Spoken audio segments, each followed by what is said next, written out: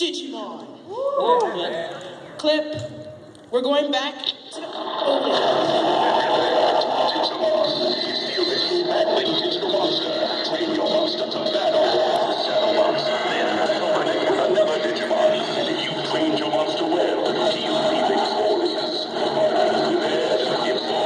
Greymon.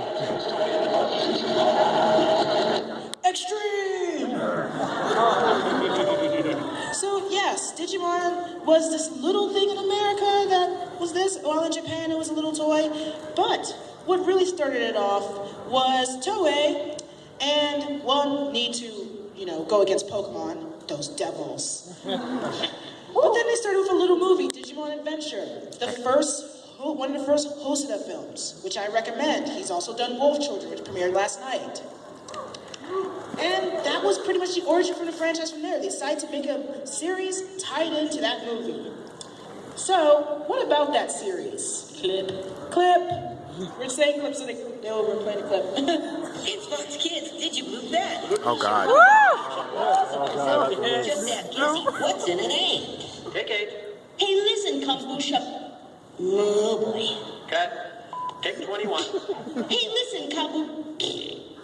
I can do this. Cut. Take 45.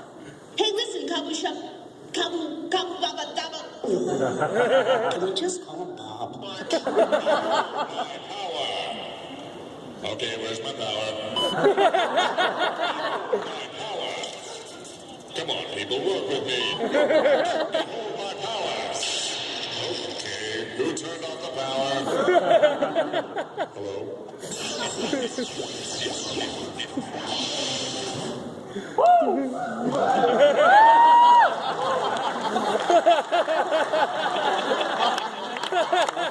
All drawings are this guy who does a great comic called Conventional Wisdom. You guys should check it out.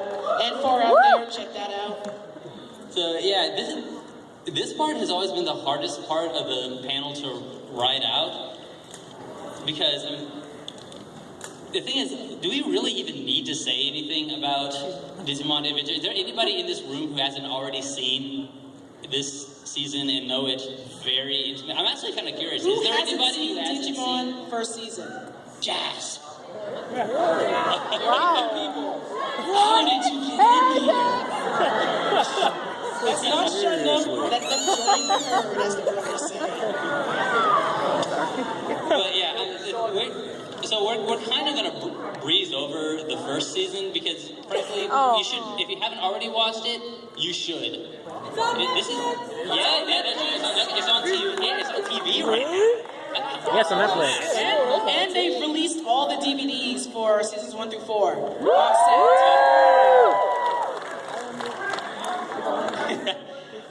So yes, we are big fans of Digimon Adventure, and admittedly, this isn't the most groundbreaking piece of animation that's ever been conceived, but it is good. Well, okay. But hey, what did we say about audience participation? So this is a good example of a show that's really deeply seeped in kids show archetypes, which is not a bad thing necessarily. I mean, these things become archetypes for a reason. They work. And Digimon Adventure is a good example of a show that takes all of these really familiar, tried and true kids show plot devices and character devices. I mean, the characters in Digimon are pretty basic. You have a hot-blooded hero, cool loner, the tomboy, the girly girl, the dork, the nerd, the kid, and the other kid. But they aren't like flat, one-dimensional characters. They take that framework and actually make them interesting. Same with the plots. You're essentially watching a video game plot. You have the level, and then there's the boss at the end, the next level.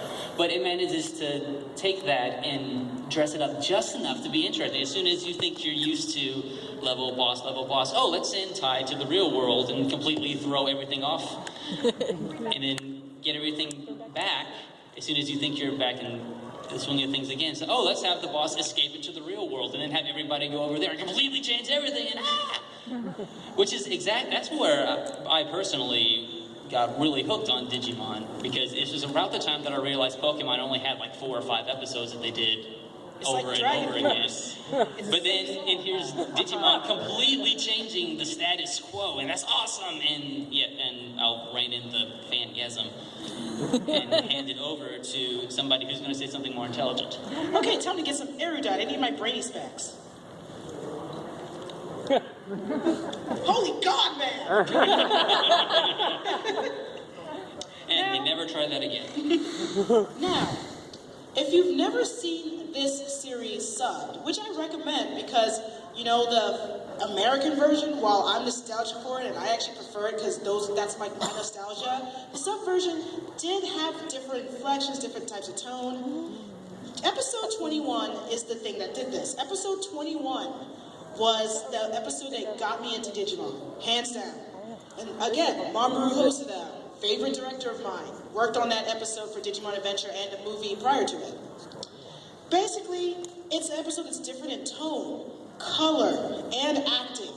Why is it different? Because it was actually directly referencing the movie, which was actually pretty much low saturated in tone and different in terms of acting and plot. Pretty more like ethereal type of stuff.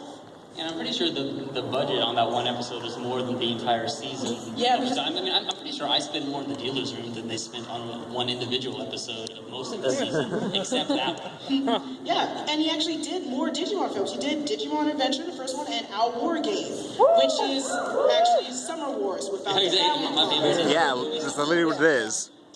And the series had easy to swallow story arcs and stuff. And while, you know, some of the characters were one note, like you were saying, you started to care for them because they started getting character development, getting deeper, getting emotional. You got to really see these characters, see the lives they lead, the past they had, and we got into them. I mean, come on, they're perfect for shipping fanfic. Overall, that first series was pretty much the precedent for the rest of the franchise in terms of setting up Digimon, there are these things. Kids, there are these things. World, that's a thing. It's Sunday. Things are things. But unfortunately, it's somewhat marred by what followed it. Because story and forced growth of a world without adults, as well as themes of separation, togetherness, and their faults, it made them more rounded characters, but also it kind of made some precedents for some things that kind of went wrong in later series, which we are going to talk about. Clip.